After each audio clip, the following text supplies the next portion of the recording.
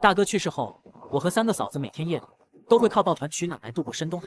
穿越到这极寒的古代饥荒年，我附身的这具身体，父母早亡，2个堂哥也在天灾人祸中相继死掉，只留下2位寡嫂李桃子和赵月儿与我相依为命。大雪封山，村头的树皮早已被包尽，草根挖无可挖。为了养活2个嫂嫂，我只能凭借前世特种兵的经验，咬牙钻进后山的深山老林砍柴打猎。寒风呼啸，山林里猛兽横行，我用自制的弓箭射中了一只瘦弱的獾，可回程路上却被饥饿的狼群盯上。一番生死搏斗后，我耗尽力气抢回半截残尸回家，一头晕死过去。小陈，耳边是大嫂李桃子带着哭腔的惊呼和2嫂赵玉儿压抑的抽泣，他们手忙脚乱地将我抬上冰冷的土炕，毫不犹豫地扯掉我湿透的衣衫，2具带着体温的柔软躯体紧紧贴了上来，一前一后帮我驱寒。屋外是鬼哭狼嚎的风雪，屋内是2个嫂子无声的眼泪。小陈，你醒醒，都怪我们没用。大嫂的泪水滴在我滚烫的额头上。你要是有个3长2短，我们也不活了。不知过了多久，我掀开了沉重的眼皮，天已大亮，炉膛里燃着微弱的火。2嫂赵玉儿正坐在炕边，就着昏暗的光线，一针一线地缝补着我那件破损的棉袄。见我醒来，她憔悴的脸上绽放出喜悦。小陈，你醒了，太好了！大嫂李桃子立刻端着一碗肉汤进来。小陈，快趁热喝了，暖暖身子。就在此刻，一阵急促的敲门声响起。小陈，你在家吗？出大事了！你哥他……是陈慧娘，我那未曾正式拜堂的3嫂。3嫂，别急，慢慢说。我3哥他到底怎么了？是谁？我去的时候，铁柱他被贾二娃他们架在火堆上了，他们要吃了他呀！贾二娃还想抓我，我是拼了命才跑过来的。二娃，我攥着柴刀的手青筋暴起，身后大嫂李桃子突然呼喊着扑来，死死抱住我的腰。2嫂赵玉儿也连忙上前攥住我握刀的手臂，眼圈通红的劝我说我这样去就是送死。3嫂陈慧娘见状止住哭声，慌乱地说：“害3堂哥的是贾二娃和王赖子、刘马杆、赵歪嘴。”我浑身血液翻涌，深吸几口寒风，让自己冷静，声音异常平静地嘱咐大嫂、2嫂在家照顾好3嫂，我去把3哥带回来。大嫂坚决拒绝：“不行，你一个人去太危险，我跟你一起去。”她拿起父亲留下的旧猎弓试了试弓弦，我看着她坚定的眼神和粗糙有力的手，点了点头。我叮嘱2嫂在家拴死房门，无论谁叫门都别开，等我们回来。2嫂咬着唇点头，拿起厚棉袄给我穿上。她眼圈通红：“一定要小心，平平安安的回来。”我握了握她冰凉的手，提起柴刀准备出发。大嫂背上猎弓箭囊，推开吱呀作响的木门，寒风裹着雪粒打在脸上。我们顶着风雪朝村尾走去。荒僻的打谷场此刻聚着几个人，微弱的火苗映出贾二娃和他3个同伙扭曲的脸。贾二娃和3个面黄肌瘦的老光棍正拨弄火堆，而火堆上架着的正是我可怜的3堂哥。我怒火瞬间爆发，我大喝一声住手，快步冲上前，一脚踹翻支撑尸体的木架。3堂哥焦黑的残躯滚落在雪地里，扬起血雾。我强忍着悲痛和恶心查看遗体，心脏像被紧紧攥住。贾二娃暴怒：“妈的，干坏老子好事！”抄起柴刀骂骂咧咧，另外3人也拿起木棍，将我和大嫂围在中间。贾二娃挥舞柴刀呵斥我坏他好事，目光落到大嫂身上，眼神变得猥琐。他舔了舔干裂的嘴唇，怪笑着用污言秽语嘲讽大嫂，恶意揣测我和大嫂的关系。大嫂气得浑身发抖，迅速张弓搭箭，箭足对准贾二娃眉心，恶战一触即发。那一刻，空气里满是杀机，箭在弦上，每一秒都透着凛然的压迫感。贾二娃被我突然的气势吓了一跳，下意识后退半步，可很快就稳住了心神，脸上那令人作呕的淫笑反而更猛了。他对着我啐了一口，言语间全是对大嫂的亵渎和对我的挑衅。说完便发出一阵刺耳的狂笑，模样嚣张至极。就是这些污言秽语，彻底焚毁了我心中最后一丝理智。暴吼一声后，身形瞬间窜出。贾二娃只觉得眼前一花，根本没看清我的动作。我的一记侧踹就狠狠印在了他的肚子上，他捂着肚子在雪地里翻滚。他的3个同伙见状，惊骇的大喊着朝我扑了过木棍。面对这些杂乱的攻击，我眼神冰冷，每一个动作都快准狠，每一击都直奔他们的要害。不过几个呼吸的功夫，打斗就结束了。王赖子抱着断裂的手臂倒地惨叫，赵歪嘴则被我一肘砸中腮帮子，满口血沫的晕了过去。我余光瞥见大嫂李桃子举着弓，渐渐一直随着我的移动而转动，却始终没有射出一箭。她小嘴微张，大概在心里疑惑，我什么时候有了这样厉害的身手。再看贾二娃，满脸是血和血水，看着步步逼近的我，只剩无尽的恐慌。捡起他掉落的柴刀，用冰冷的刀面轻轻拍了拍他惨白的脸，字字冰冷刺骨。我捏紧拳头，瞄准了他的膝盖骨，准备让他为自己的所作所为付出代价。风雪中突然传来一声急促的大喊，一群人举着松明火把，气势汹汹地朝我们这边冲了过来。那天夜里，雪还在下，陈慧娘的养父母陈老栓和刘桂枝带着7、8个手持棍棒农具的村民闯了过来。陈老栓干瘦又精明，刘桂枝则有些蛮憨，此刻正伸长脖子四处张望。前些日子，他们只用5捆干柴就把3嫂卖给了我的3堂哥张铁柱，如今3哥尸骨未寒，这2个人就急着跳了出来。陈老栓瞪着我，又看向地上呻吟的贾二娃几人，厉声质问我们在干什么。贾二娃像是抓住了救命稻草，连滚带爬地扑到陈老栓脚边，指着我和那具尸体，编造谎言，说我杀了三哥张铁柱，还要烤着吃。他和另外几人看不过去，我就想杀他们灭口。陈老栓和刘桂枝脸色骤变，凑到火把旁仔细查看尸体。刘桂枝立刻拍着大腿干嚎起来，却没掉几滴眼泪。陈老栓则气得浑身发抖，指着我破口大骂，说我是白眼狼，杀了堂哥还想吃人，扬言不给说法就跟我拼命。围观的村民举着火把，火光在他们脸上跳跃，他们看着我，又看看地上的尸体和身边的大嫂李桃子，眼神里满是复杂。大嫂深吸一口气，压下愤怒，上前一步挡在我身前，清晰而坚定地告诉众人，是贾二娃带着人要吃三哥的尸体，我是来抢回三哥，让他入土为安的。三哥其实是被野狼咬死的。桃子，你这话说的轻巧，你说贾二娃饿要吃人，证据想独吞这口肉吧？全村谁不知道你现在跟你小叔子穿一条裤子一个骚狐狸，少在这装好人！大嫂气得脸色发白，浑身发抖。村民们的议论声越来越大，看向我和大嫂的眼神越发不善，还带着几分淫邪和审判的意味。贾二娃忍着伤痛爬起来，躲在陈老栓身后，继续添油加醋地诋毁大嫂。陈老栓指着我，手指都在颤抖。张晨，你个畜生，快把我女儿交出来！还有铁柱的尸体也必须交给我们处理。对，交出来，不然今天我们就要为铁柱、为惠娘讨个公道。把尸体交给你们，交给你，然后像贾二娃一样分了吃吗？陈老栓等人脸色一变，恼羞成怒，嘶吼着煽动村民，让大家一起打死我，为三哥报仇。贾二娃也在人群后声嘶力竭的附和。村民们发出低吼，缩小了包围圈，棍棒高高举起。我侧头看向身边紧绷着身体，却依旧稳稳举着弓的大嫂。大嫂，怕吗？有小陈在，嫂子不怕，跟你死在一块儿，嫂子知足了。低头。利剑破空而出，紧接着一声凄厉的惨叫响起，比杀猪声还要刺耳。贾二娃的大腿被箭矢精准射穿，他再次栽倒在地，抱着流血的大腿在雪地里翻滚。他又痛又怒，村民们的动作僵住了，举起的棍棒停在半空，脸上满是惊骇。趁着所有人愣神的间隙，我快速凑到大嫂李桃子耳边低语：“大嫂，退后，看好三哥的尸体，剩下的交给我。”没等大嫂回应，我便像挣脱枷锁的猛虎，手持柴刀，主动冲向了最近的村民，隔开了3、4根砸来的木棍，巨大的力量震得对方虎口崩裂，武器纷纷脱手。紧接着我一记迅猛的扫堂腿，3名冲在最前面的村民下盘不稳，惊叫着滚倒在雪地里。陈老栓见势不妙，从怀里摸出一把削尖的竹刺，我捅死你个畜生！在竹刺即将碰到我的瞬间，猛地侧身，左手闪电般抓起地上的一把雪，狠狠扬到了陈老栓脸上。陈老栓猝不及防，被血沫迷了眼睛，下意识的闭眼偏头。就在这一瞬间，我的右拳重重封在了他毫无防备的腹部。陈老栓双眼暴突，喉咙里发出怪异的呕声，整个人被打得双脚着地，向后倒飞出去，重重摔在雪地里。剩下的村民，包括刘桂枝，全都僵在原地，脸色惨白的像地上的雪。我提着滴血的柴刀，一步步走到陈老栓面前，将柴刀冰冷的刀刃轻轻贴在他布满褶皱的脖子上，用平静的可怕的声音问他：“陈老狗，你想死还是想活？”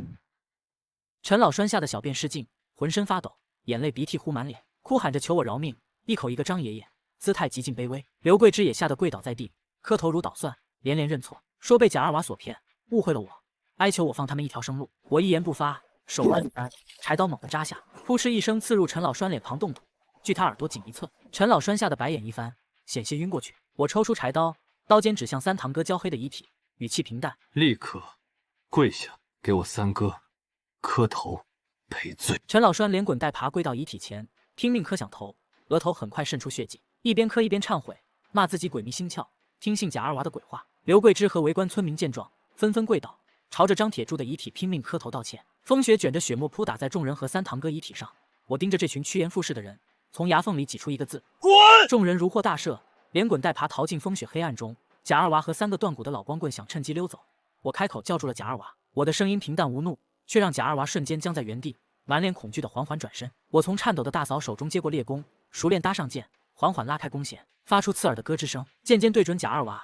他刚要求饶，我便松开手，箭支带着破空声嗖的飞了出去。利箭离弦，我瞄准的正是贾二娃刚才持刀行凶的右手手腕。贾二娃死死抱住被对穿的手腕，鲜血狂涌，倒在雪地里发出不似人声的哀嚎，身体在剧痛中不停抽搐。一旁的王赖子、刘马杆、赵歪嘴3人早已吓得魂飞魄散，齐齐跪倒在地，磕头如捣蒜。雪地上很快染上点点血雾，他们哭喊着求饶，将所有过错都推到贾二娃身上，只求活命。我收起长弓，冷冷扫过地上几人，我告诉他们，若是再敢残害同乡，下一支箭射中的就不是手腕，而是脖子与心口。3人连滚带爬，头也不回地逃进风雪之中，狂风呼啸，很快便在贾二娃身上覆上一层薄雪，他的哀嚎也渐渐微弱下去。我转身走向三堂哥的遗体，大嫂默默跟在我身后。我小心翼翼抱起三哥冰冷的身体，大嫂则用那床破旧草席仔细将它裹好。一路无言，我们顶着越来越猛烈的风雪，一步步朝家的方向挪动。雪地上只留下2行深深的脚印和一串滴落的血迹。推开那扇熟悉又破败的院门，屋内的灯光微弱的透出来。二嫂赵玉儿和三嫂陈慧娘相互搀扶着，守在门口。当陈慧娘的目光落在我怀中被草席包裹的躯体时，她整个人剧烈颤抖，泪水瞬间决堤。她挣脱二嫂的搀扶，直挺挺跪在冰冷的雪地上，泣不成声地向我道谢：“谢谢你把铁柱抢回来。”我连忙弯腰想去扶她，让她起身，免得受冻。可三嫂不肯起来，她西行上前，仰着满是泪痕与冻疮的脸，卑微地恳求我收留她。她愿意做所有活计，只求我不要把她送回去。她怕再被人卖掉。我一时愣住，看着她无助哀求的模样，胸口像是堵了一块冰冷沉重的石头，闷得发慌。这时，大嫂李桃子走上前，蹲下身握住陈慧娘颤抖的手，看向我。她告诉我，慧娘回去必定再遭劫难，而且慧娘手巧能干，有她在，这个家也能更像样些。二嫂赵玉儿也红着眼圈开口说，慧娘与三哥并未正式拜堂，本就不算真正的夫妻，她本就是苦命人，家里虽穷，只要大家互相扶持，总能熬过去。我望着3位嫂嫂眼中殷切又忐忑的目光，再也说不出任何拒绝的话。我重重叹了口气，三嫂，你是个好女人，那咱们以后就一起过，只要我张晨有一口吃的，就绝饿不着你们任何一个。我发誓，不会再让你们任何人颠沛流离，任人欺辱。我会让你们都活下去，过上好日子。听到我的话，三嫂陈慧娘像是终于崩断了最后一根弦，泪水再次汹涌而出，她控制不住地扑进我的怀里。二嫂上前轻轻揽住我的胳膊，劝我先带大家进屋。外面风雪大，先进屋吧，都冻坏了。眼下最要紧的是暖暖身子，尤其是慧娘。二嫂迅速端来羊肉汤，让我和大嫂先喝下暖暖身子，又把锅里最后一点热汤盛给了三嫂。屋外的风雪依旧呼啸，快喝点羊肉汤暖暖身子吧，都冻坏了。慧娘，快喝点热汤暖暖身子。三嫂小口小口地喝着汤，苍白的脸色慢慢恢复了些许血色。她时不时会偷偷抬眼看看我，我看着她，又看了看忙着添柴收拾屋子的大嫂和二嫂，心中愈发坚定。我暗暗发誓，一定要让这3个受尽苦楚的女人活下去，而且要活得好，活得有尊严。天色在不知不觉中完全暗了下来，风雪似乎小了些。我坐在她旁边的小凳上，用一块粗糙的磨刀石打磨着箭头。二嫂赵玉儿在灶台前忙碌，三嫂陈慧娘坐在炕的另一头，手捧着那张黄羊皮，用骨针和麻线缝制着一件皮马甲。她缝几针就会偷偷看我一眼，每当与我的目光对上，就会飞快低下头，脸上浮起浅浅的羞涩红晕，手上的动作却从未停下。屋外的风声似乎彻底停了，只剩下炉火的微弱声响。我将做好的几支箭放在一起，差不多了，大嫂，咱们趁现在夜深人静，去把三哥安葬了吧，顺便看看能不能在林子里打到点夜出觅食的野物。大嫂点头放下活计，正要起身，一阵粗暴的敲门声突然传来。我和大嫂同时一震，对视一眼后，我抓起手边的柴刀，走到门边，沉声问出一句：“谁？”我拉开一条门缝，刺骨的寒风立刻灌了进来。小院外站着数十号人，一张张狰狞的脸在火光下明灭不定。为首的是清水村村长王富贵，而他身旁一左一右正是去而复返的陈老栓和刘桂芝。两人一看到我开门，便立刻装腔作势。刘桂芝爬到王富贵脚边，指着我的鼻子，拍着雪地控诉，说我抢走慧娘，还杀了他的女婿铁柱，求王富贵为他们做主。陈老栓也跟着捶胸顿足，声称他们好不容易给女儿找了依靠，却被我这个白眼狼害死女婿，还强掳走他们的女儿，要求严惩我以正村风。围观的村民举着火把，交头接耳，看向我的目光里满是猜忌和敌意。王富贵抬起手示意众人安静，随后一脸严肃地看向我，沉声询问陈老栓夫妇所言是否属实。话音刚落，他的目光却不由自主地瞟向我身后的屋内。大嫂李桃子恼羞成怒，冲到我身前，对着王富贵和众人大声辩解，说他们血口喷人，颠倒黑白，是贾二娃那几个畜生要吃铁柱的尸体，我是去抢回尸体安葬的，铁柱是被野狼咬死的。说着，他冲出屋子，跑到院子里停放木板车的地方，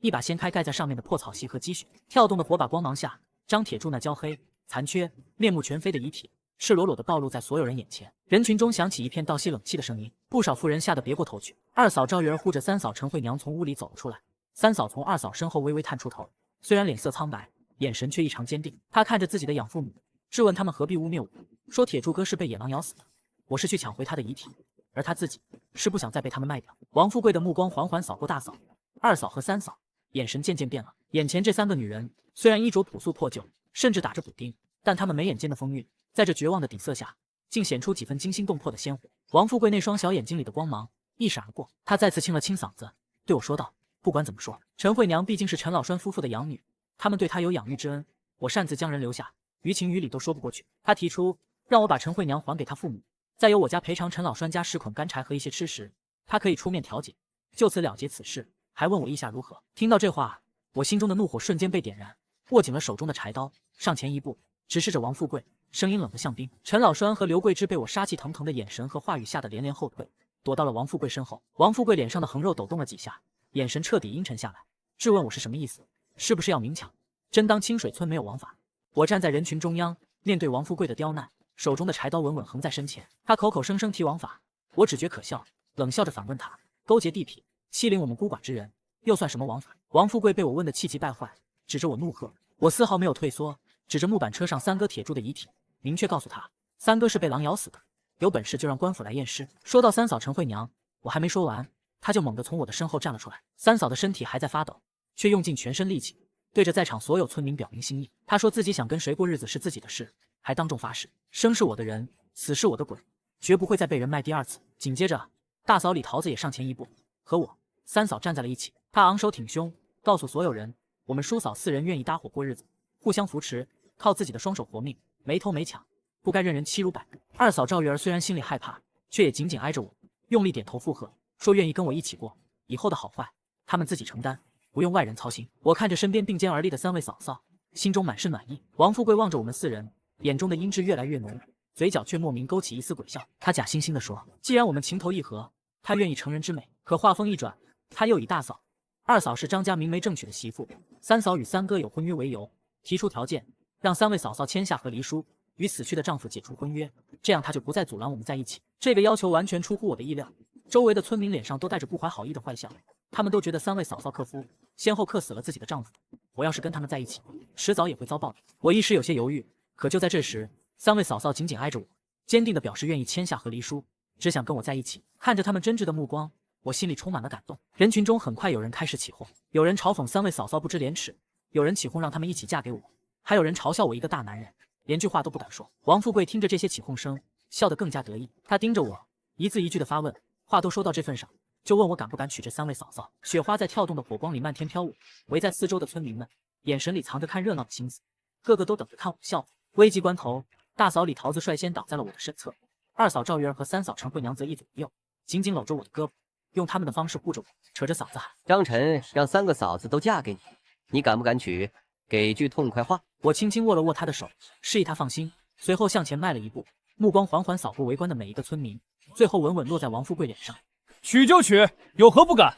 我三位嫂子都是个顶个的好女人，她们勤劳善良，温柔贤惠，我张晨能得她们相伴，是几辈子修来的福分。这番发自肺腑的话刚说完，我能清晰看到大嫂、二嫂和三嫂的俏脸都红了，那神色里有开心，有感动，还有几分藏不住的害羞。此刻在火光和雪花的映衬下，更像是人间绝色。就连一直挑衅我的王富贵都看呆了，下意识地吞咽着口水。过了片刻，他才轻咳两声，压下失态，依旧一脸阴笑地看着我。算你小子有种！我嘴角勾起一抹意味深长的笑，转头直视着王富贵的眼睛，语气平静却带着深意。村长，这事我还得谢谢你，若不是你提出来，我还真不知道该怎么给嫂嫂们一个名正言顺的名分。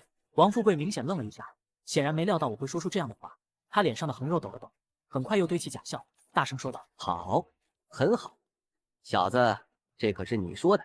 既然这样，这事儿今天必须定下来。说着对着众人宣布：我身为本村的里正，有责任主持公道。念在张晨父母早亡，大伯一家也已不在人世，我便亲自为的这三位嫂嫂的和离书盖印，也算是对得起我这个村长的身份。我看得清楚，他嘴上说的冠冕堂皇，心里却在打着坏主意。我能猜到他的心思，这三个女人都是克夫的命，只要他们跟我张晨搅在一起，用不了几天就能把我克死。到时候这三个俏寡妇无依无靠，自然就任他拿捏了。村长，你人还怪好的嘞，可是我和嫂子们没有笔墨纸砚，怎么写和离书？我有啊，二狗子，快回我家去，让你嫂子写3份和离书，再拿上笔墨纸砚。对了，还有我的理正官印。好嘞。等待二狗子回来的间隙，王富贵装出一副假惺惺的样子，走到木板车前，伸手掀开上面的稻草，看了看我哥张铁柱的尸体。这绝对是被野狼咬死的，看看这牙印儿，大家都误会人家张晨了。现在尸体也冻硬了，这外面也天寒地冻的，去山里随便找个土坑埋了就行，也算是入土为安。村长英明，村长真是明察秋毫。就是，还是村长有见识。其他村民见状，也纷纷跟着恭维王富贵，那些夸赞的话把他夸的尾巴都快翘到天上去。他傲娇的昂起头，目光猥琐的在我三位嫂子身上扫来扫去。看着他这副模样，我心里一阵反感，冷笑一声开口：村长这么关心村民，真是难得。但全村人都在啃树皮吃草根，村长你却吃得脑满肠肥。你要真关心村民，把自己的口粮给大家分点呗。兔崽子，你胡说什么？陈老栓也跟着帮腔，骂我不懂规矩，不该这么跟村长说话。我眼神一冷，直直的盯着陈老栓。没等多久，二狗子就气喘吁吁的跑回来，怀里抱着笔墨纸砚，还有3份叠好的和离书，另外还有一个木盒子，里面装的正是王富贵的礼正官印。大嫂见状，从屋里搬出那张破旧的桌子，二嫂和三嫂则上前帮忙，一起把纸铺好。火把的光芒照亮了桌面，3位嫂子齐齐走上前，准备写下那份和离书。大庭广众之下，我看着大嫂李桃子第一个拿起笔，在雪白的和离书上郑重落下了自己的名字。她的手微微发颤，那不是害怕，是挣脱枷锁的解脱。从此，她再也不是旁人嘴里克死丈夫的寡妇，而是能为自己活一次的女人。紧接着，二嫂赵玉儿接过笔，眼圈泛红，目光却异常坚定，一笔一画写下自己的名字，像是在和过往所有的不幸做最后的告别。三嫂陈慧娘最后落笔，脸上满是压不住的激动。王富贵拿出官印，在印泥里重重按了按，狠狠盖在3份和离书上。他收了官印，皮笑肉不笑地看向我，话里话外全是阴阳怪气，还催着我赶紧办婚礼定下来。我笑着接话：好啊，只是这大饥荒年的，村长你要帮我办酒席吗？办的话，我们今天就结。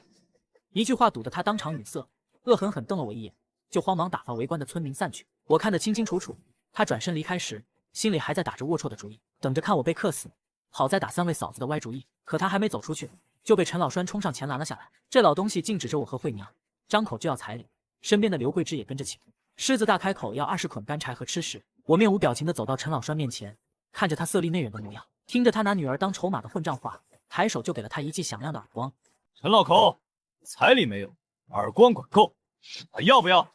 村长，你看看他，他不给彩礼也就算了，还打我，你可要给我做主啊！滚，别在这丢人现眼，再闹事儿，老子先收拾你！看着他和刘桂枝灰溜溜跟着人群散去，我关上院门，带着3位嫂嫂回了家中。我们终于……好了，不哭了，从今天起，咱们就是一家人了。我一定不让你们再受半点委屈。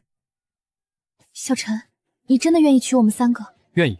等春暖花开，冰雪消融，我盖一座大房子，风风光光的娶你们过门。我要让全村人都看着，你们是我张晨明媒正娶的妻子，更是村里最幸福的女人。我相信你，我等你，我永远都跟着你。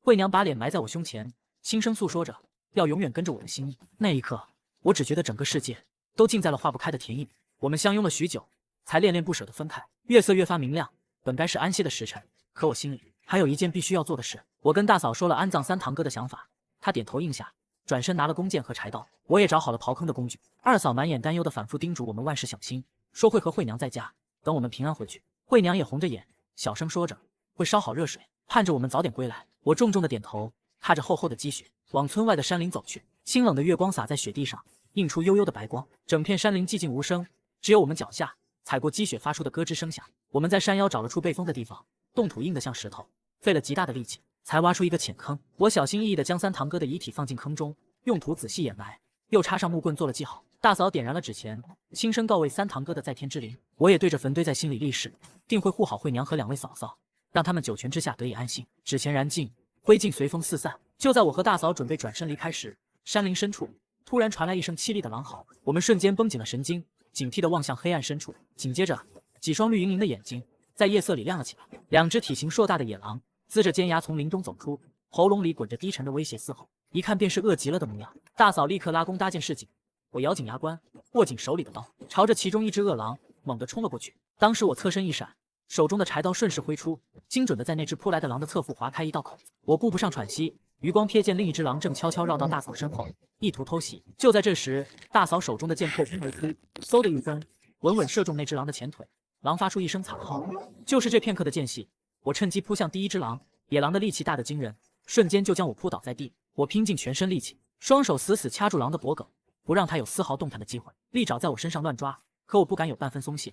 耳边传来大嫂焦急的呼喊，她喊着我的名字，想射箭支援，却又怕误伤我，只能在一旁急得团团转。我知道不能拖累大嫂，别管我，射另一只！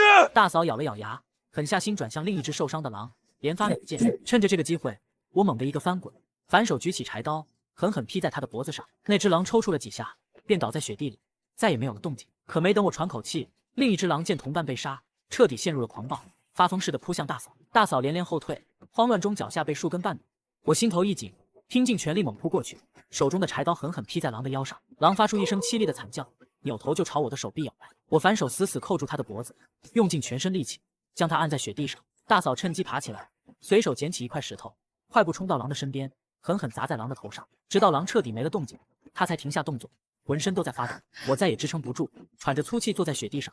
这时才感觉到手臂传来一阵剧痛，低头一看，手臂被狼爪划破了一道长长的口子。大嫂急忙跑过来，撕下自己的衣襟，小心翼翼地为我包扎伤口，一个劲地说我受伤了。我随手抓了一把血放进嘴里，面带笑意地看着他。皮外伤而已，这下好了，有狼肉吃了。大嫂看着我，心疼地给了我一个拥抱。你吓死我了，嫂子不能没有你。那一刻，我知道所有的伤痛都值得。我抱紧大嫂，轻轻拍着她的后背。大嫂，我都明白的。然后我们起身，将2只狼拖到木板车上，推着车往家走。回到小院时，二嫂和三嫂正守在门口，见我们回来，立刻迎了上来。二嫂看到车上的狼尸，先是一惊，随即满脸惊喜。狼，2只狼！天啊，这么多肉！三嫂也十分激动，可当她看到我手臂上的伤口时，心疼的眼泪瞬间掉了下来。二嫂也收起笑容，连忙拖住我的胳膊查看伤口。我笑着安慰他们：二嫂、三嫂，没事的，一点皮外伤。好了，快回屋吧。二嫂抹了抹眼泪，默默点头，转身跑去准备热水。三嫂则长出干净，重新为我包扎伤口。我和大嫂关好院门，将2只狼扛进屋里。不久后，二嫂端来热水，蹲下身要帮我脱鞋。小陈，泡泡脚吧，暖和暖和。我连忙想缩脚，说自己来就好，可二嫂坚持要帮我，轻轻脱下我的鞋子，将我的脚放进温热的水中。二嫂的动作很轻柔，仔细清洗着我脚上的泥土和血迹。我有些不好意思，三嫂则在一旁贴心地处理我的手臂伤口，用干净的棉布小心翼翼包好。洗漱完毕后，大嫂已经铺好了炕，二嫂和三嫂也跟着上了炕。大嫂让我趴下。小陈，你今天跟狼搏斗，肯定摔扭到腰了，我给你按按。只好脱掉上衣，乖乖趴下。大嫂试探着为我按摩，腰背上的酸痛渐渐缓解，取而代之的是无尽的温馨与舒适。二嫂和三嫂坐在一旁，满眼心疼地看着我。二嫂轻声说：陈，以后别那么拼命了，你要是有个3长2短，我们可怎么活？是，听大姐说你跟狼搏斗，我都快吓死了。我主动握住他们的手。放心吧，我命硬得很，不会出事的。我还要照顾你们一辈子。我的话戳中了他们的心事，惹得他们又是一阵心疼，愈发细心地呵护我。大嫂为我按摩完，脱掉外衣躺下来。炕不算大，但4个人挤在一起睡觉也绰绰有余。二嫂贴在我的左边，大嫂在我的右边，三嫂则坐在最边上。大嫂见状，笑着把三嫂硬生生拉到我身边，挤挤暖和。三嫂的脸一下子红了，二嫂也跟着打趣：就是，咱们现在是一家人了，害羞什么？三嫂小声辩解：我还从来没跟男人一起睡过。这话逗得我们都笑了起来。大嫂故意逗她，说今晚就让我抱着她睡，习惯习惯。三嫂的脸变得更红，像熟透的苹果。我张开手臂，让他们都靠过来，说今天累了，我们早点睡。二嫂很自然地靠近我的怀里，三嫂犹豫了一下，也慢慢靠了过来。大嫂则微笑着紧挨着三嫂，我们4个人的体温交融在一起，格外温暖，彻底驱散了冬夜的严寒。感受着怀中的暖意，我心中充满了前所未有的踏实与幸福。窗外风雪依旧呼啸，窗内却温暖如春，仿佛整个世界就只剩下这个小小的炕头。第2天清晨，我缓缓睁开眼，屋内的炉火烧得正旺，暖意融融。3位嫂嫂已经起身，各自忙碌着。大嫂坐在炕沿，正处理着昨晚的2只狼皮，她手法娴熟，将整张狼皮完整剥下，小心翼翼地刮去残留的脂肪和肉屑，再摊在炕边晾干。二嫂在灶台前忙碌，铁锅里冒着热气，她将昨天剩下的狼肉切成小块，加入干调料炖煮，肉香混合着调料的清香，勾得人饥肠辘辘。三嫂则坐在窗边，手里拿着针线，正在缝补我的棉袄。她低着头，一针一线缝得格外仔细。她似乎察觉到我的目光，抬起头，脸上立刻绽开温柔的笑容，放下针线就朝我走来。我醒来的时候，三嫂已经把我的衣服捂在被窝里了。她从被窝里取出来，暖烘烘的，看着我精壮的臂膀，俏脸微微发红，主动过来帮我穿。她的声音软软的，带着几分羞涩。三嫂刚帮我穿好衣服，二嫂就端着木盆和水碗走过来。她把水碗递到我手里，木盆放在我脸前。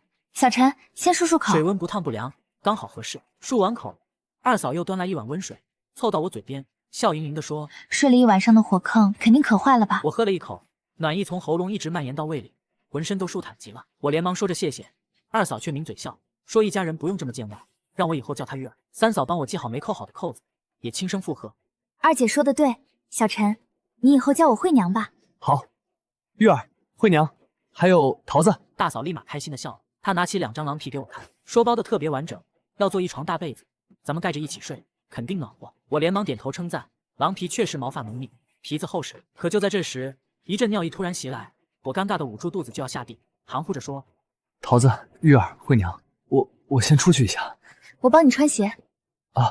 不用不用。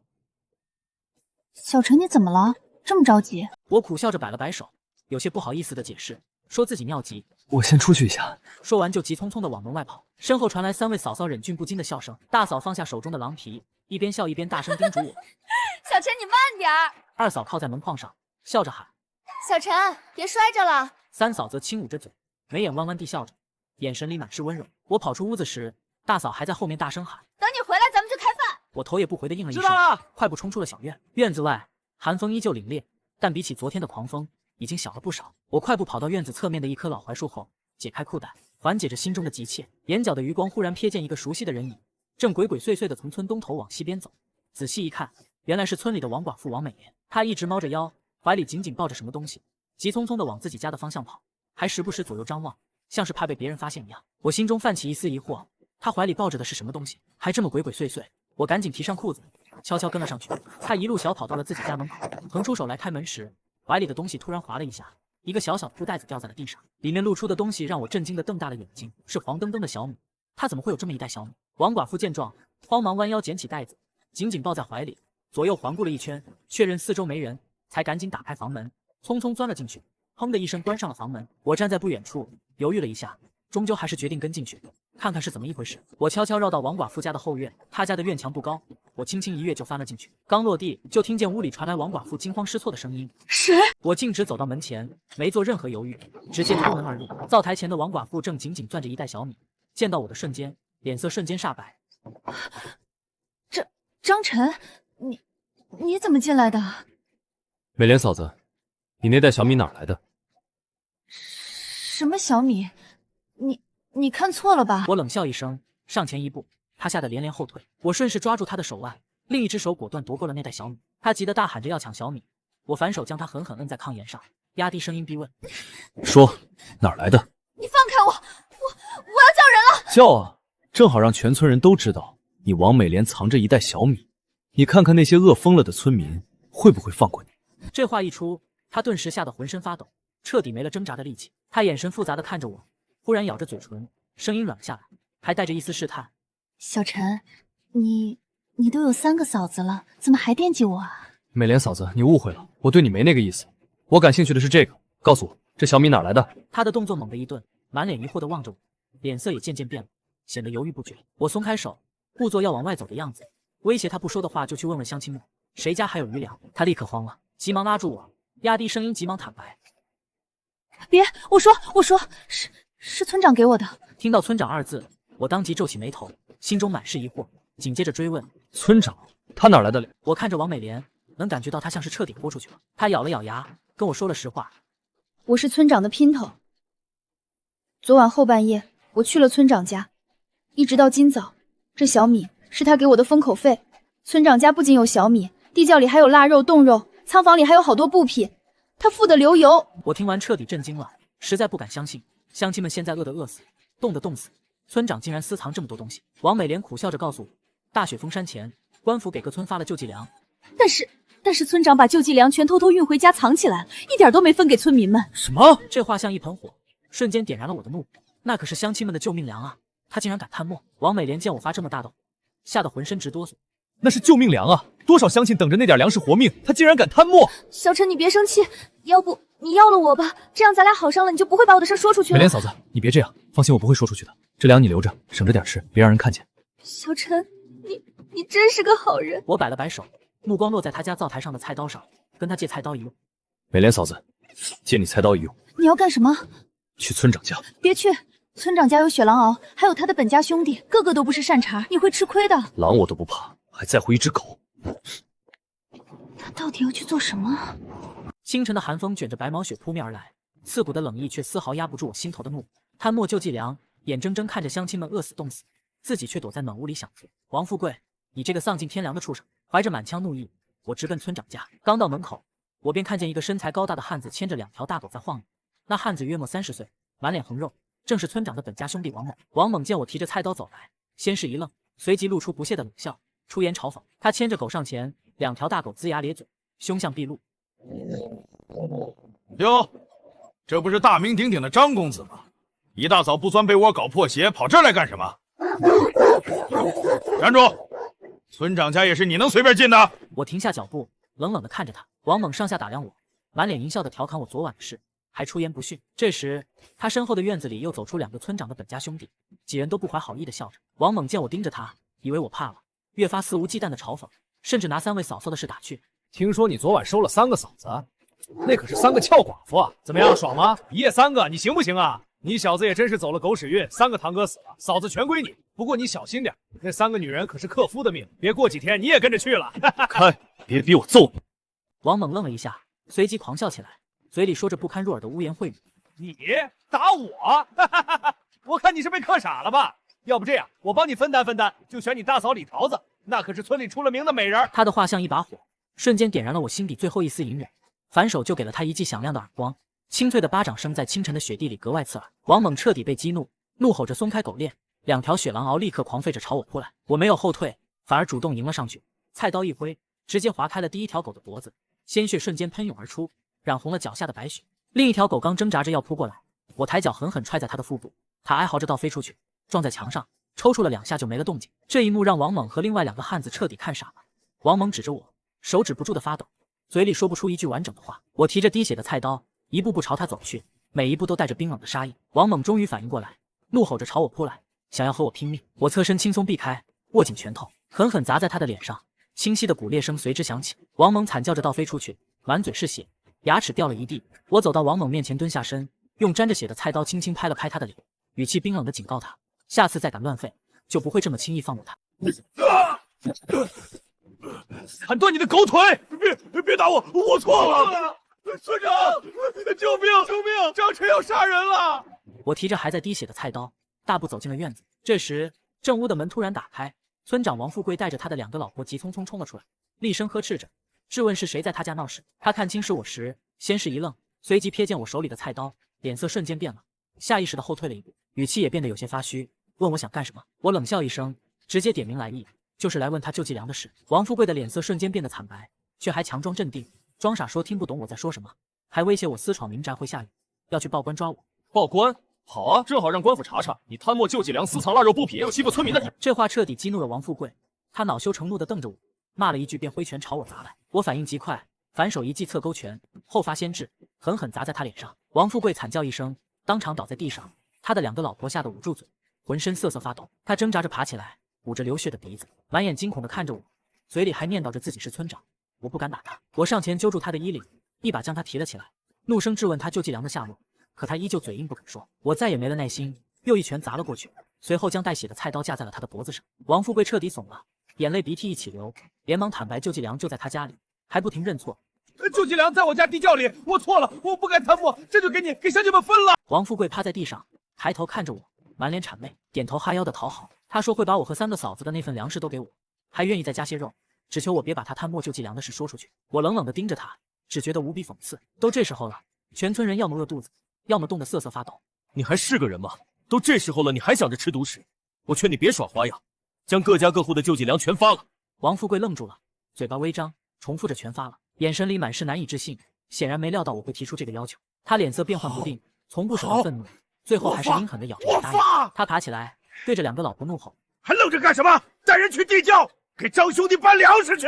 不一会儿，2名家丁扛着2袋粮食走进来，一袋面一袋米，沉甸甸的压得他们肩头微微下沉。王富贵的2个老婆还搬来一个小坛子，我顺手打开，里面是腌好的猪肉，色泽油亮，在这饥荒年里格外扎眼。王富贵凑到我身边，讨好的说米面各50斤，腊肉是他个人送我，问我够不够，不够还能再拿。我点头说不用了，多谢村长。王富贵松了口气，连忙套近乎，说我爷爷和他堂叔当年是好兄弟，以后咱们就是一家人，让我拿上东西别声张，安安心心和3个嫂子过日子，千万别闹事儿。我冷笑一声，那就要看我心情了。说完，我单肩扛起米袋和面袋，一手提起肉坛子，大步朝着门外走去。刚走到院子中央，院外就传来一阵嘈杂的脚步声，3个虎背熊腰的壮汉冲了进来，手里都提着闪着寒光的杀猪刀。为首的是村里的杀猪匠王大虎，眼神凶狠。王大虎站在院门口，瞪着我怒吼：“村长，听说有人闹事！”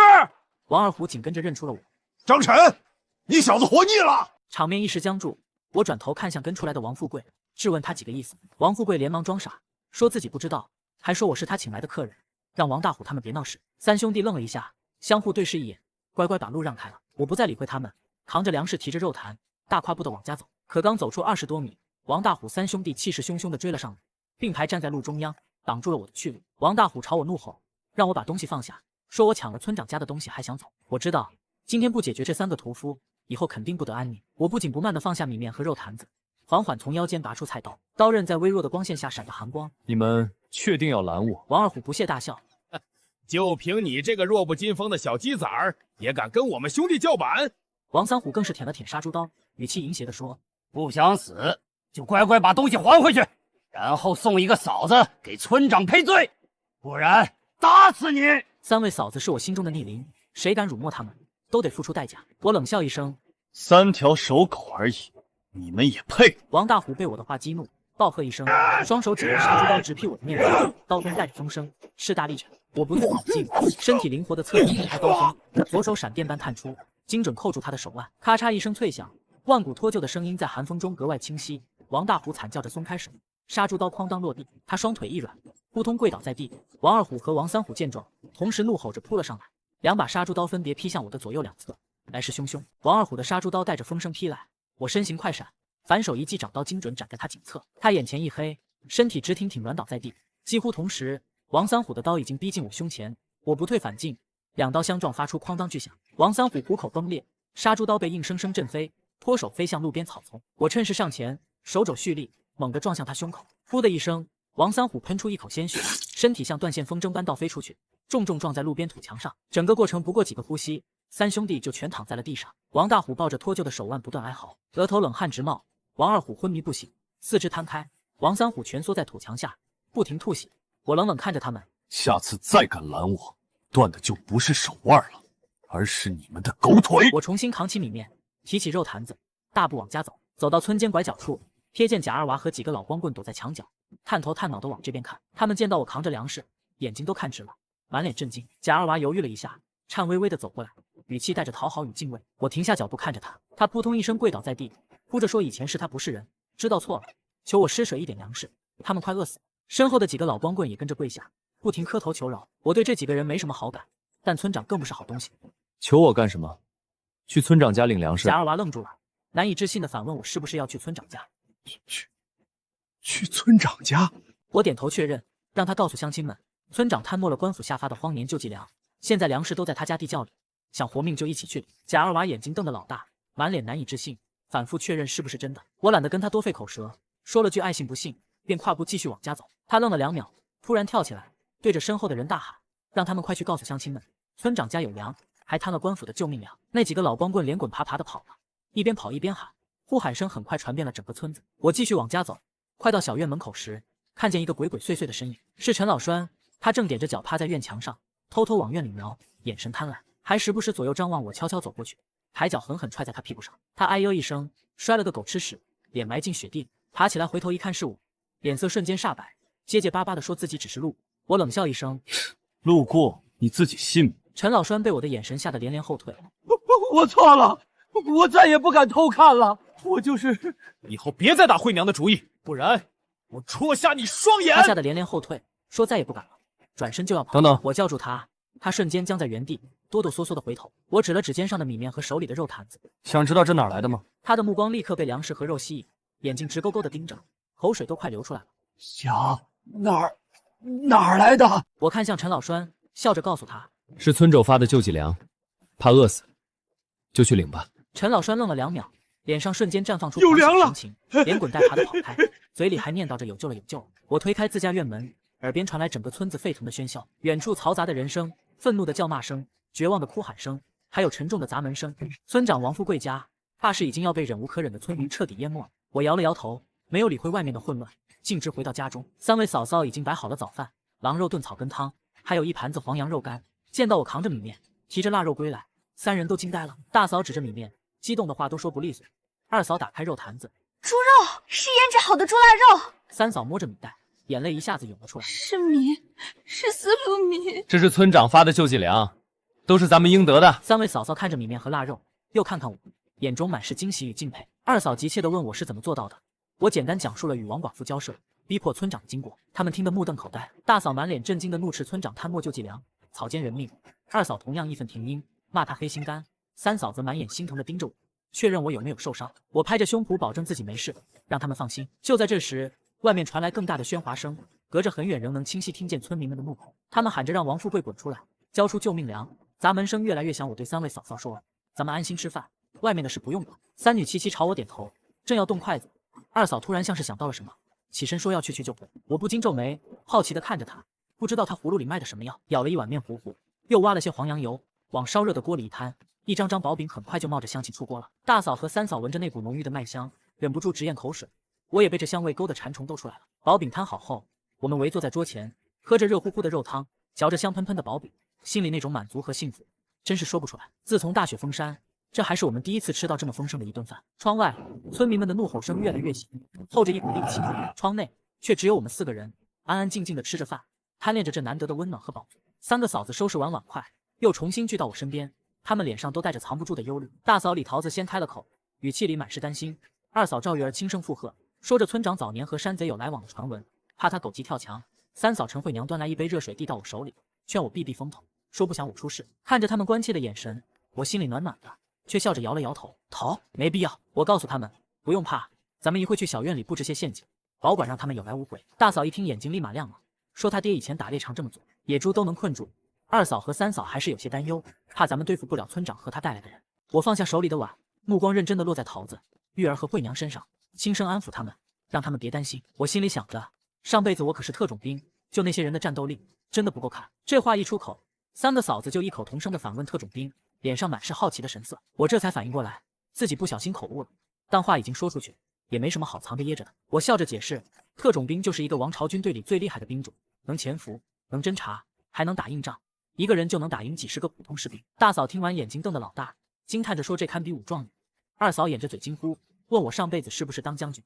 三嫂眼里闪着崇拜的光，说难怪我身手好，连狼都能打死。看着他们又惊又喜的样子，我忽然想逗逗他们。我清了清嗓子，压低声音问他们，什么东西有头无脚，有眼无眉，还能进能退？3个嫂子愣了一下，就开始认真思索。大嫂皱着眉嘀咕，二嫂忽然脸红，小声说着我坏。三嫂咬着唇低下头，耳根都红了，手指还绞着衣角。大嫂也羞红了脸，没好气地晃了晃我的胳膊，说我这时候还开这种玩笑。我看着他们羞赧的模样，忍不住笑了出来，连忙解释，让他们别想歪了，我说的可是很正经的东西。我看着3位嫂子，故意卖了个关子，说我讲的是特别正经的针啊，就是缝衣服的那种针。话音刚落，3个嫂子同时抬头，先是愣了一下，紧接着3张脸齐刷刷涨得通红。大嫂伸手嗔怪地拍了我一下，二嫂又羞又笑地背过身，三嫂捂着脸，声音闷闷的却藏着笑意。我这随口开的小玩笑，一下子就驱散了屋里的紧张，满屋子都飘起了轻松的笑声。嬉笑过后，我站起身说道：“好了，咱们开工，趁雪还没停，赶紧把陷阱布置好。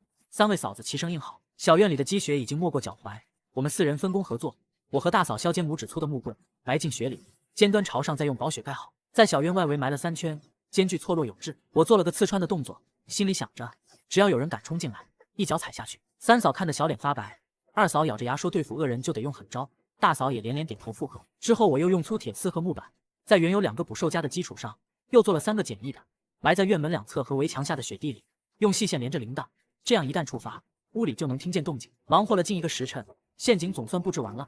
我想着现在家里有米有面有肉，还有3位嫂子陪着，傻子才冒着风雪出门，眼下防着别人来搞事才是最要紧的。看着3位嫂子依旧带着娇红的脸庞，我心里忽然一动，盘算着再做点别的。看着玉儿和慧娘，我忽然生出一个念头，开口问他们想不想学射箭。二嫂眼睛一下子就亮了，语气里满是急切。我知道她心里一直想着能帮上忙。三嫂则怯生生的小声问自己也可以学吗？那模样看得人心里发软。我拿起大嫂的自制猎弓，笑着告诉他们当然可以，我来教他们。大嫂特别配合，找了块木板，又捡了块凝固的狼血块，画了红点挂在墙上。我忍不住给她竖了个大拇指，心里满是感激。我先教二嫂握弓射箭，走到她身后，近乎贴身的握住她的手，胸膛贴着她的后背，能明显感觉到她身体发僵，呼吸急促。我轻声让她放轻松。玉儿，站直，双脚分开，与肩同宽，左手持弓要稳，右手搭箭，放轻松。玉儿，射箭时眼睛要看准目标，屏住呼吸，拉弦，放。我太偏了些扎在墙上，但我还是笑着鼓励他，第一次能这样已经很好了。再来。教了几次后，二嫂进步很快，第5箭就射中了木板，他兴奋地转身撞进我怀里，脸颊瞬间红了。我拍着他的肩夸他很棒，让他继续练习。我射中了。月儿，你很棒，继续练习。轮到3嫂时，他比2嫂更紧张，拿弓的手都在抖。我从背后环住他，能闻到他发间淡淡的皂角香。慧娘，别怕，来。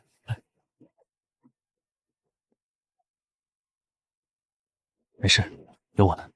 来，瞄准，拉弦，别紧张。我怕射不好。小陈，我太没用了。谁说的？慧娘你可太有用了，有大用了。别气馁，再来。这次我数3、2、1，你就放。3、2、3、2、1。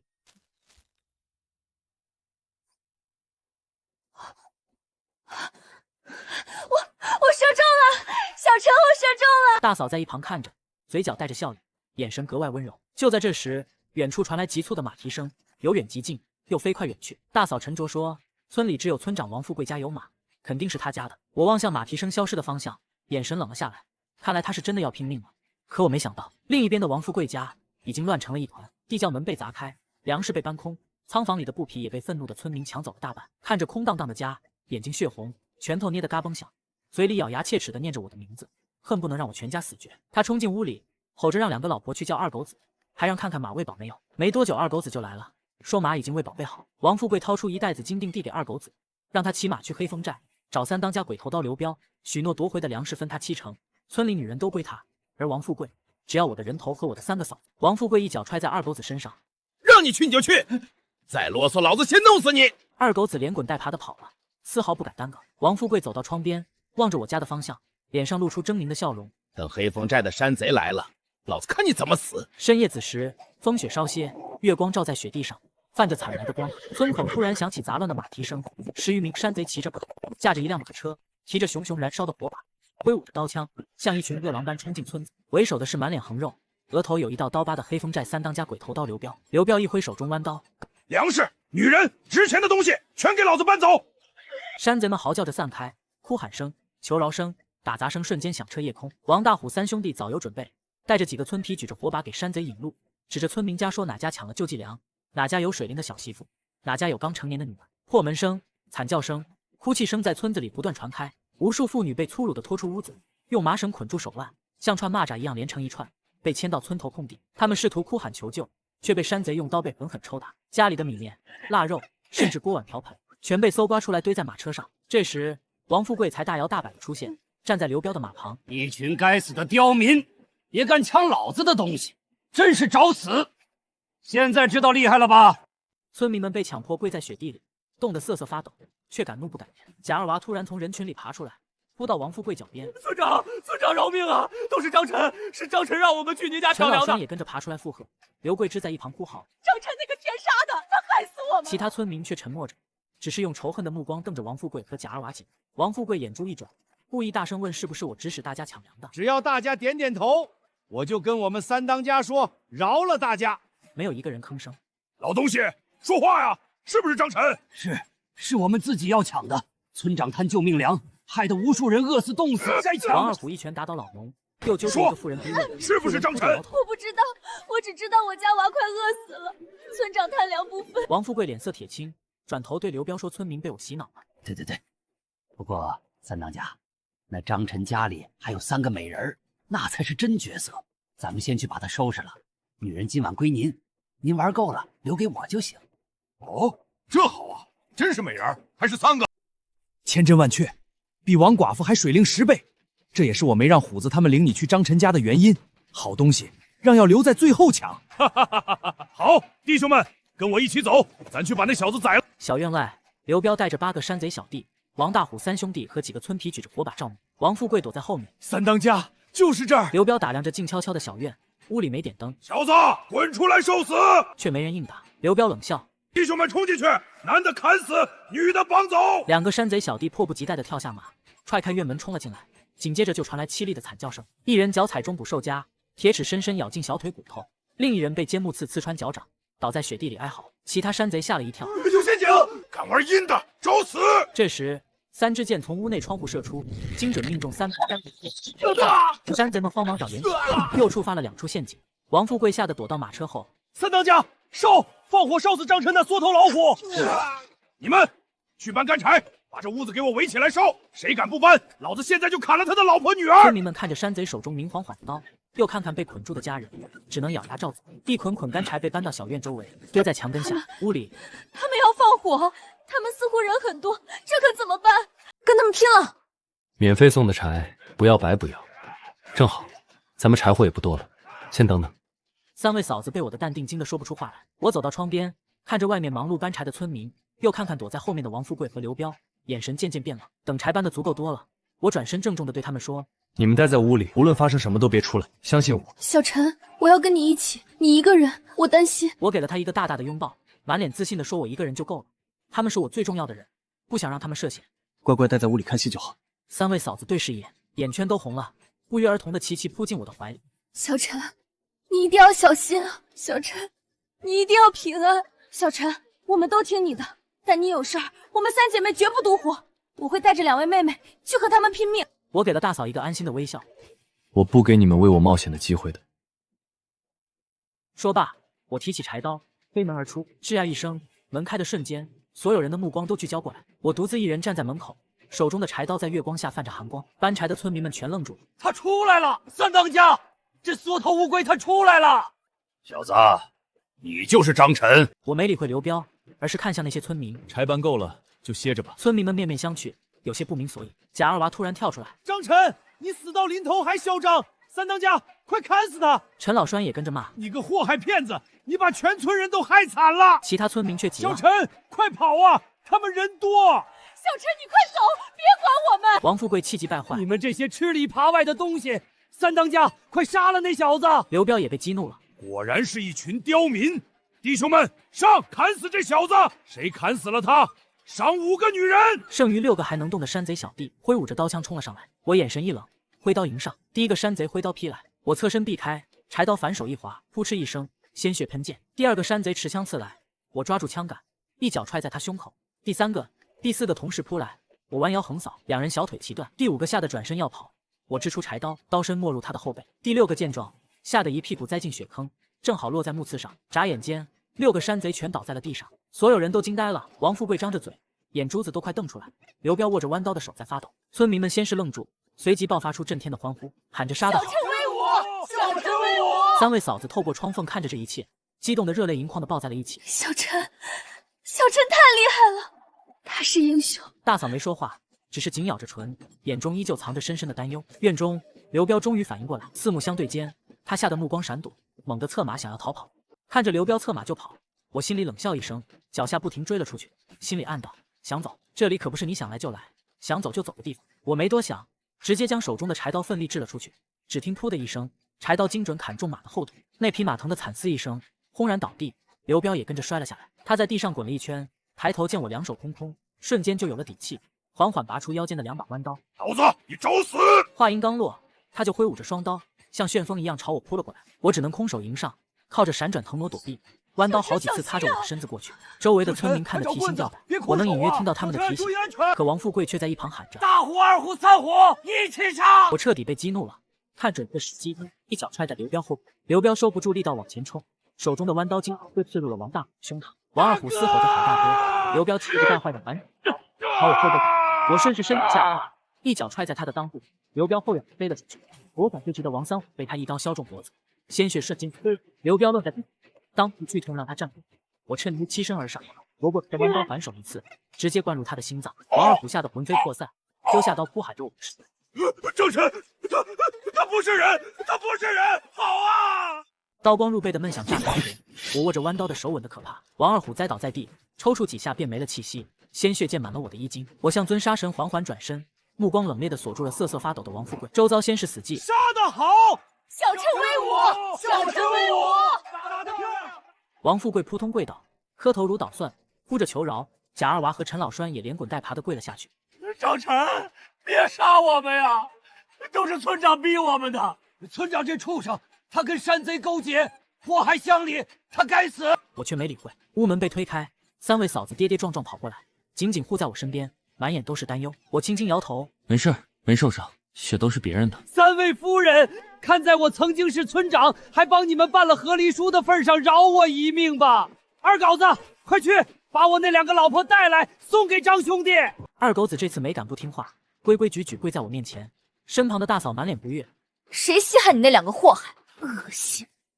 小陈，别听他的，绝不能放过他。我看着王富贵那副谄媚又可恶的嘴脸，只觉得一阵反胃。我冲贾二娃和陈老栓喊了一声：“你们2个滚过来！”俩人连忙爬过来，对着讨好的笑。我没多废话，抬脚就给了他们每人一脚，俩人口吐鲜血倒飞出去，撞在墙上昏死过去。村民们当即齐声叫好，喊着打得好。我走到王富贵面前，他吓得当场尿了裤子，骚臭味直往鼻子里钻，哆哆嗦嗦的求我饶命。我冷笑一声，说可以不杀他。他刚要高兴，我就把刀架在了他脖子上，告诉他：天人命，害死无数同乡，你想死，我还不让你死呢，要你生不如死。你要干什么？我挥刀下去，他的惨叫声划破夜空，双腿齐膝而断，倒在血泊里昏了过去。村民们见状，都欢欣鼓舞的鼓掌。小陈干得漂亮，砍得好，就该这样，我这就用火把给他把血烫住。大雪消融了，送官府，让他受律法严惩。我把2把弯刀递给了桃子和玉儿。桃子、玉儿，我当即对身边的人吩咐：桃子、玉儿，你们拿刀去把被绑的妇女都解开。惠娘，你帮忙安抚。3个人齐齐点头，赶紧忙活起来。没一会儿，几十名妇女就被解救出来，他们聚在一起，齐刷刷朝我跪下。谢谢张公子救命之恩，谢谢恩人。听得我心头一热。紧接着，其他村民也纷纷跪下，喊着我的名字，说我是全村的大英雄。我连忙上前扶起最近的几位老人。乡亲们，快起来，这都是我应该做的。这时，村里的教书先生周文元走了过来，他穿着一件洗得发白的长衫，对着我拱手行礼。张兄弟，今日你为民除害，救全村于水火，请受周某一拜。周先生不必多礼，正好我也想请您帮个忙，把这些山贼抢来的物资，还有他们的马匹马车，都清点一下，然后分给各家各户，尤其是那些受伤的，可多分些，然后将村长关在地窖中看守好。张兄弟仁义，乡亲们，咱们就按张兄弟说的办吧。各家派人来准备领东西，受伤的站前面。看着村民们欢呼着有序排队，我心里才稍稍安定。这时，3位嫂子回到我身边。小陈，你累不累？要不先回家洗洗血迹，喝口水，我给你洗脚。我彻底放松下来，伸了个懒腰，把他们搂入怀里。光是洗洗可不够，我还想……打完山贼，李桃子微微皱着眉问我：“小陈，你想什么？”我笑着回他：“自然是想回去再吃点东西啊，打了这么久，都饿了。”听我说完，3位嫂嫂顿时都笑了。月光洒在身上，我们4个人相携着往小屋走，身后是村民们满是感激的目光，还有周文元井然有序的分发场面。王富贵已经被老农用绳子捆住，贾二娃和陈老栓昏迷在血窟窿里，生死未卜。山贼的尸体横七竖八的躺在雪地上，我心里清楚，今夜过后，清水村的天变了，不再是人吃人的地狱。回到家，3位嫂嫂立马围了上来，看到我浑身血迹斑斑，都心疼的眼圈发红。大嫂李桃子声音温柔地说：“小陈，快把衣服脱了，都沾上血了。”3嫂陈慧娘已经端来热水和布巾，先擦擦脸。2嫂赵月儿则急匆匆地去翻找那个许久未用的木桶。我去烧水，小陈得好好泡个澡。大嫂帮我脱掉外衣，2嫂则用温热湿润的布巾轻轻擦拭我的脸颊和脖颈。2嫂很快将木桶搬来，在小屋中央放好，一趟趟的提着热水倒入桶中。大嫂则去取来干净的换洗衣物。泡澡事宜准备就绪后，3嫂试了试水温，看着我柔声说：“小陈，水温刚刚好，快进来泡泡。”我脱下最后一件衣衫，跨入木桶，温热的水瞬间包裹全身，我舒服的闭上眼睛。大嫂走到桶边，一手托住我的头，一手轻轻温柔的开始按摩。2嫂弯腰从木桶中捧起我的一只脚，仔细搓洗。玉儿和慧娘3位嫂子这般悉心照料，我心里舒服的没边，身体的疲惫和心里的紧绷一下子就被抚平了。3嫂捧着我的胳膊，小脸红红的，说着要帮我放松。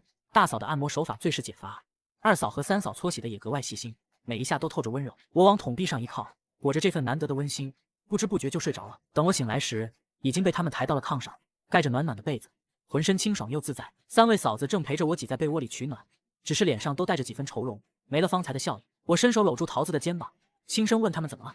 桃子，这次山贼报复的事，怎么有些不开心呢？小陈，你今天杀了那么多山贼，黑风寨肯定不会善罢甘休，以后咱们怎么办？小陈，山寨人多势众，下次要是来几10个，那可就麻烦了。小陈，我怕。我还以为是多大的事儿，别担心，有我在呢。今晚他们肯定不敢再来，咱们可以安安心心睡个好觉。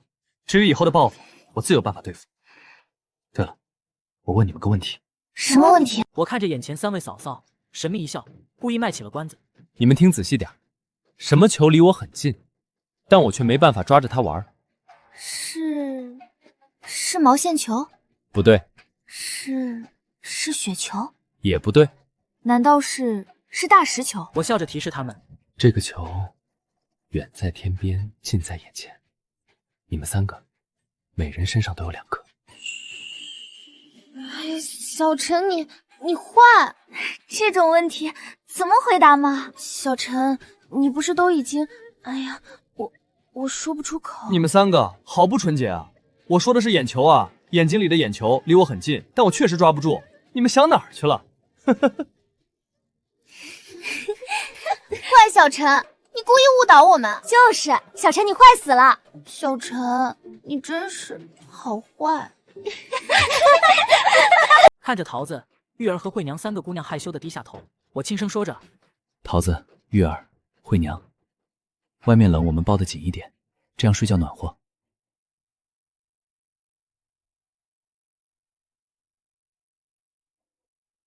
第2天一早，我像往常一样醒来，3位嫂嫂早就起身，在屋里忙着各自的活计。小陈醒了，快漱漱口，再喝点水。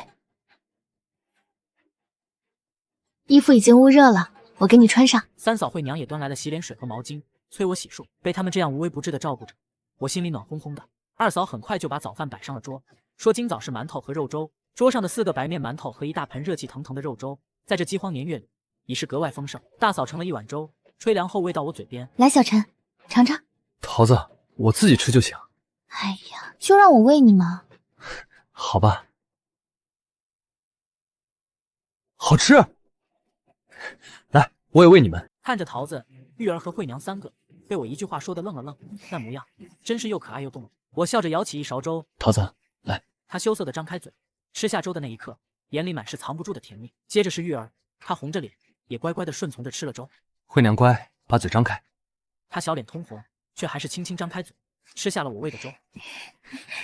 这才叫过日子。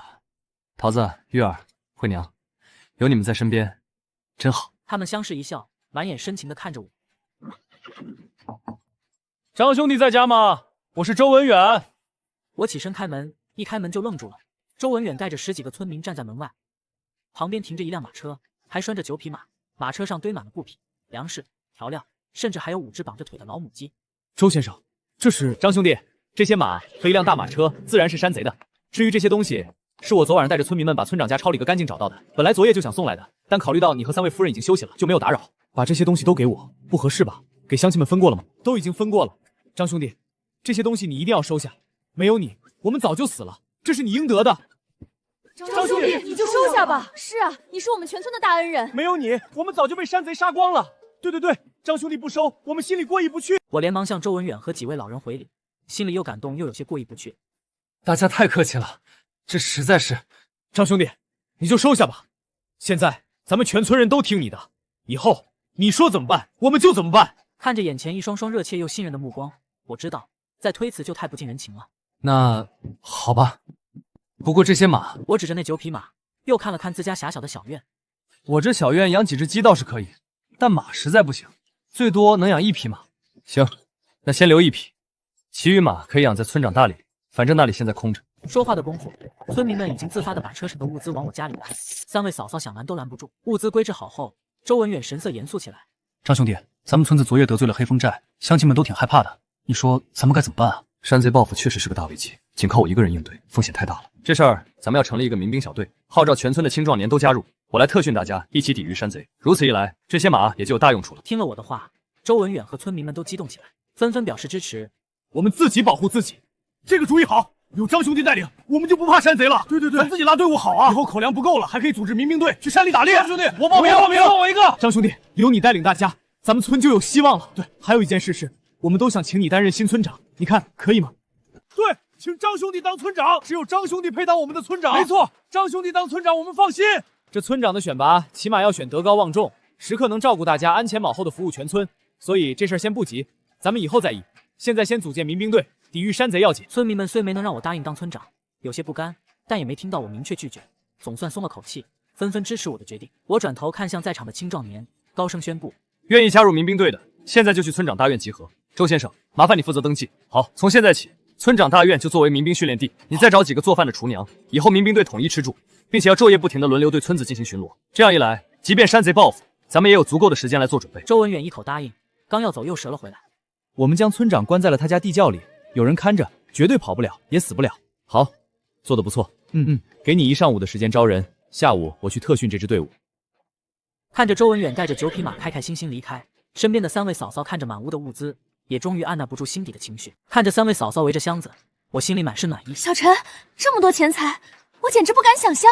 小陈，这些布真好啊，可以做不少新衣服了，还有粗盐、白糖、辣椒，有茶叶。小陈，以后我可以给你跑茶喝了。有了这些鸡，以后咱们就可以天天吃鸡蛋了。这才哪到哪儿啊，咱的好日子还在后头呢。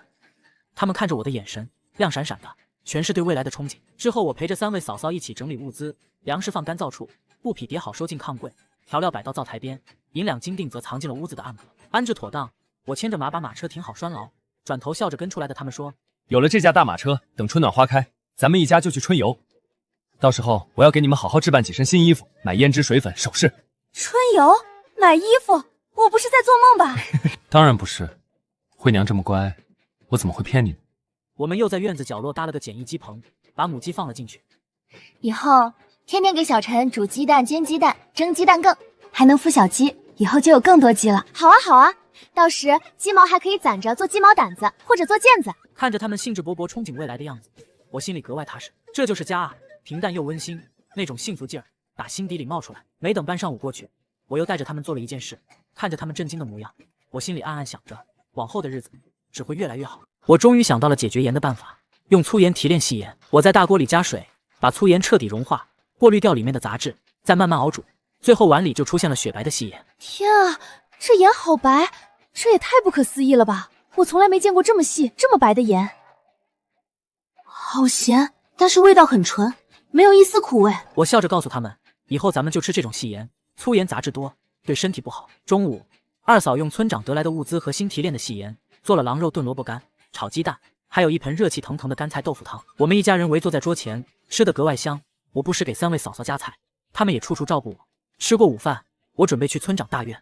小陈，训练队伍时要注意安全。对了，出门记得骑马去，能快些。是啊，小陈，别太拼了，记得早点回来，我们等你吃饭。好了，我知道的。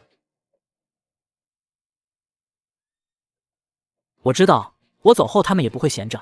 3嫂会做新衣，2嫂会做零食，大嫂会把小院打理得干干净净。很快，我骑马到了村长大院。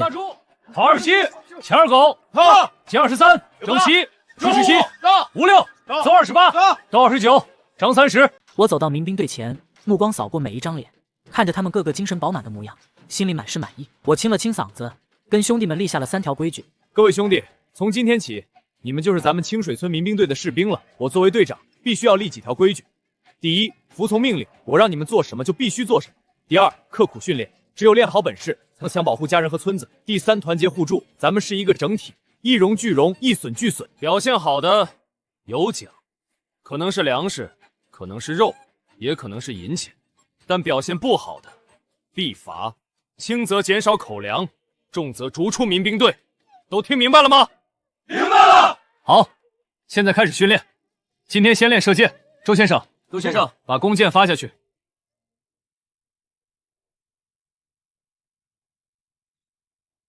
好厉害！这箭法也太准了吧！这只是最基础的箭术，只要认真练，你们很快就能练个差不多。现在2人一组，互相指导练习。休息间隙，我安排一下巡逻任务，将30人分为10组，每组3人。从今天起，要昼夜不停地轮流在村子周围巡逻，以确保村子的绝对安全，不许有任何懈怠。一直训练到傍晚，我才让队员们解散休息。今天就训练到这里，解散休息，但巡逻不能停，各司其职。队长，村外大约5里开外的雪坡上出现了大量骑马的人，不下20人，十有八九是黑风寨的山贼来报复咱们了。忙！看着眼前慌乱的场面，我眼神一冷，心里只有一个念头：不能慌，来得及，咱们有的是应对的法子。我当即高声召集所有民兵，让他们赶紧集合，带上弓箭和家伙事儿，跟我出发。30名民兵动作很快，虽说脸上都带着几分紧张，但见我一脸镇定，也都咬着牙鼓起了勇气。我从村长家翻出一把红缨枪，翻身上楼，一定要全程听我指挥，出发！是队长。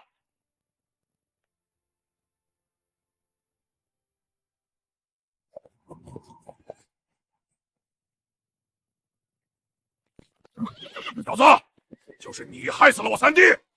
没错，就是我干的。你黑风寨的三当家弱鸡一个，被我一枪就穿了当葫芦，最后还大卸八块喂了狗，哈哈，找死！今天老子定要杀你们村里的所有男人，抢所有女人，再把你解决了。就凭你们这些蛀虫，来吧，让我看看黑风寨大当家有什么本事！弄死他！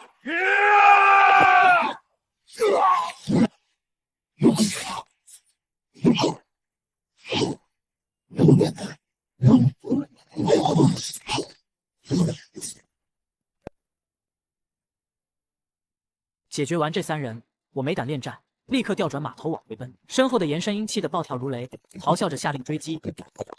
3个软蛋，黑风寨的脸都被你们给丢光了！追，别让他跑了！等所有山贼都踏入树林间的道路，我猛地吹响口哨，下一秒，30支箭从2侧树林里呼啸而出，山贼们猝不及防，当场就有7、8人倒地。混乱中，我调转马头反杀回去。严山鹰见状，挺刀迎了上来。他这大当家的实力确实不一般，力大凶猛，刀枪相交的瞬间火星四溅。好在我枪法精妙，几个回合下来，一枪就刺穿了他的胸口。严山鹰一死，剩下的山贼吓得魂飞魄散，四散奔逃。可民兵队早已毒死了所有退伍，弓箭齐发，没跑掉的就被我们围上去解决。这场战斗很快结束，20多名山贼无一幸免。看着欢呼雀跃的民兵队员，我没敢放松，立刻下令打扫战场。赶紧打扫战场，把马匹、武器还有他们身上的免疫财物都带走，尸体就地掩埋，不许留下任何痕迹，防止还有残余山贼前来探查。是。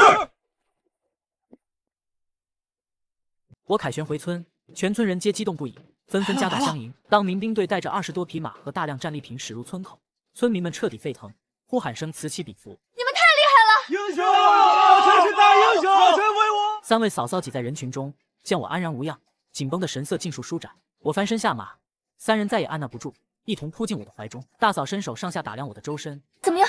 有没有伤着？二嫂眼圈泛红，语气里满是庆幸，言说他们整日忧心忡忡。3嫂紧紧攥着我的手，回家吧，我给你做好吃的。我笑着搂住3位嫂嫂，应声一同归家。当晚，二嫂亲手烹制了一桌丰盛的晚餐，3嫂为我缝制的新衣服已然完工，针脚细密，暖意十足。大嫂则将屋内打理得井井有条，一尘不染。用餐时，我向3女宣布了一个决定：月儿，回娘，我想好了，咱们要盖一座大房子。 3女眼中瞬间亮起光芒。今天骑马去到村外树林，我发现那里的树木很多，非常适合用来建房子。而咱们村里也有木匠，民兵队也可以帮忙去伐木，争取到明年春暖花开时将咱们的大房子建好。到时我定要风风光光的娶你们过门。大嫂轻声回应：好，我支持你。二嫂握紧我的手，不管小陈你做什么，我都跟着。 3嫂声音轻柔：我等着新婚燕尔的那一天。我笑着开口：好。随即坏笑着张开双手。那现在是不是可以提前？日子一天天流逝，在我的带领下，民兵队愈发规整，纪律严明。我盖房子的事宜，自然得到了全村人的全力支持。村民们齐心协力，主动前来帮忙搬砖、伐木、和泥，各司其职，干劲十足。转眼间，冰雪消融，春天悄然降临，整个村子都焕发出勃勃生机。这天，我和3女驾着马车前往附近的县城，此行目的明确，便是采购新衣服、新婚用品，为即将到来的婚礼做准备。我先带着3女走进一家布庄，挑几批上好的红绸，做喜备用。随后，我们又前往婚装铺子，3女依次试穿婚服，各有风姿。大嫂端庄大气，二嫂温婉可人，3嫂清秀灵动，每一个都美得不可方物。我也是穿了新郎的喜服，一身大红衣衫，衬得我愈发英武挺拔。3女围在我身边，真好看。我爽快付钱，全部买下。嘿，他们脸上洋溢着幸福的笑容，心中满是对婚礼的期待。然而，我们一无所知的是，在县城的另一头，陈老栓趁着春季村庄管理松懈，偷偷将断腿的王富贵救了出来，匆匆赶往县衙。王富贵趴在县衙堂前，青天大老爷，您可要为草民做主他向县令诬告，我们清水村的张晨勾结山贼，私自打造兵器，在村子里拥兵自重，意图造反。他杀光了我的家人，抢光了我的家业，还把我害成这个鬼样子。是啊，县令大人，那张晨杀人不眨眼，把村长打成这样，他还霸占了3个嫂子，简直伤风败俗。县令闻言勃然大怒，我堂堂大燕王朝，国泰民安，在我管辖的地方竟有此事！来人，派林捕头带20名衙卫速去清水村捉拿反贼。林捕头高声领命，带着王富贵、陈老栓以及20多名衙役驾着马匹直奔清水村而去。一场危机悄然降临。不到半个时辰，2名民兵骑着快马，急匆匆赶到县城找到我，神色慌张的汇报：队长，不好了，县衙的捕快去咱们村子了，说是要抓人。我眉头紧锁，捕快？抓什么人？民兵连连摇头，不清楚，但他们来势汹汹。我心中一沉，瞬间明白来者不善，我当即安排3女乘坐轿子，你们快上轿子，让这2位民兵护送你们回家，注意安全。而我则翻身上马，快马加鞭赶往村子。刚到村口，我便看到林捕头等人被民兵团团围住，每个人身上都捆着绳子，动弹不得。原来他们进村后几次3番想要强行通行，都被民兵拦下。交涉无果后，情急之下，林捕头喊出要抓捕我的话语。这句话彻底激怒了全体民兵，于是民兵队集体出手。尽管我快马加鞭，还是晚来了一步，人已经被民兵抓住。王富贵看到我骑马归来，眼中瞬间燃起恨意，咬牙切齿的嘶吼：张晨，竟敢袭击官差，你死定了！这些刁民也都死定了！林捕头可是县令大人的亲信，你敢动他，就是造反！林捕头被堵住嘴巴，听到王富贵的话，气得直瞪眼。他瞪的不是我，而是王富贵，显然十分介意王富贵将他与谋反之事捆绑在一起。我见状，走上前，伸手解开了林捕头嘴上的布条。林捕头一能开口，瞬间没了往日的威风，变得怂态毕露，当场哭求：张兄弟，张爷爷，我是被这老匹夫骗了。他说你勾结山贼，意图造反，县令大人才派我来的，我什么都不知道啊！我冷冷看向王富贵，原来你偷偷跑去报官了，还说我勾结山贼，意图造反，难道不是吗？你私自组建民兵，打造各种兵器，不是造反是什么？周围的村民早已怒火冲天，纷纷指着王富贵怒骂：你放屁！就你这种草菅人命、害死全村数十口子的恶魔，也配指责我们的英雄？人家张兄弟组建民兵是为了对抗山贼，保护村子。对，每次山贼来了，都是张兄弟带人打退的。我抬手摆摆手，示意村民安静，随后看向林捕头，开口说道：林捕头，我告诉你真相吧。林捕头连忙露出荣幸的神色，连连点头应答：好啊。接下来，我将王富贵当年贪墨朝廷救济粮，导致不少村民冻死、饿死，以及他勾结山贼祸害清水村百姓，一一简要陈述。老匹夫，你竟敢骗我！原来谋财害命的是你，勾结山贼的人也是你，你个用心险恶的狗杂碎，差点害死老子！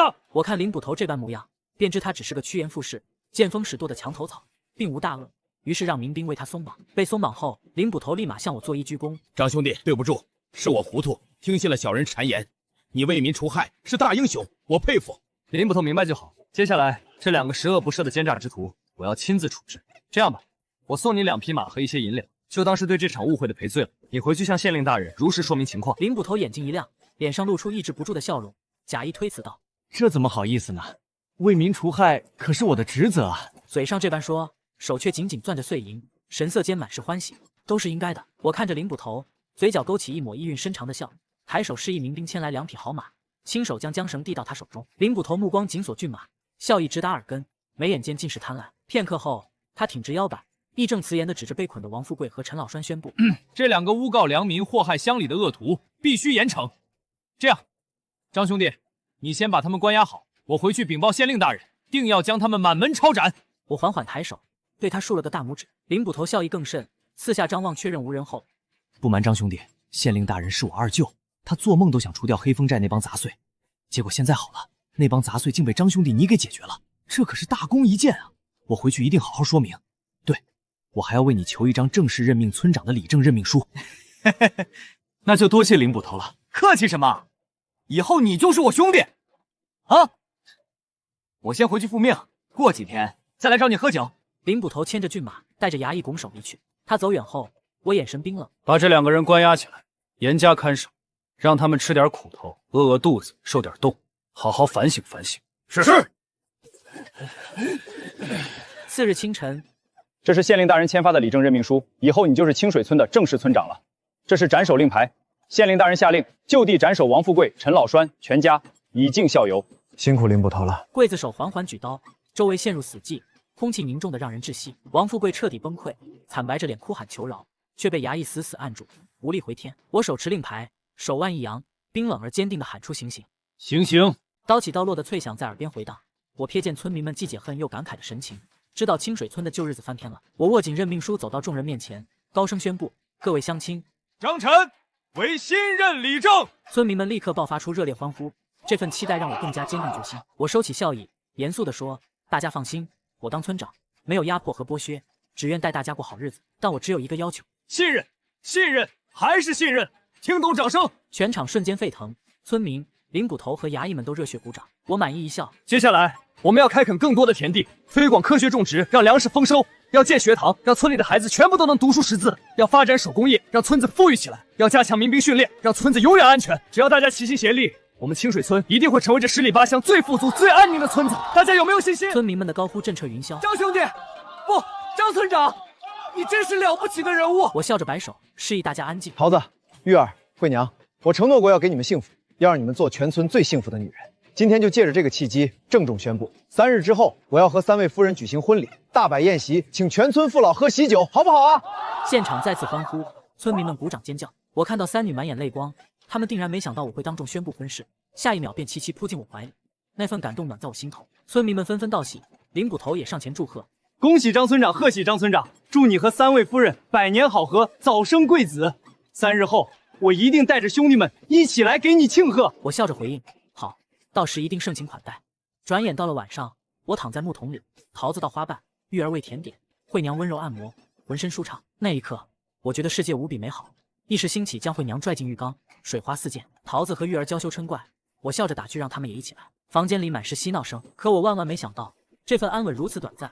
村外月高林疏的小路上，2名民兵巡逻时，一支冷箭突然射出，直直扎进其中一人咽喉，他当场毙命，栽落马下。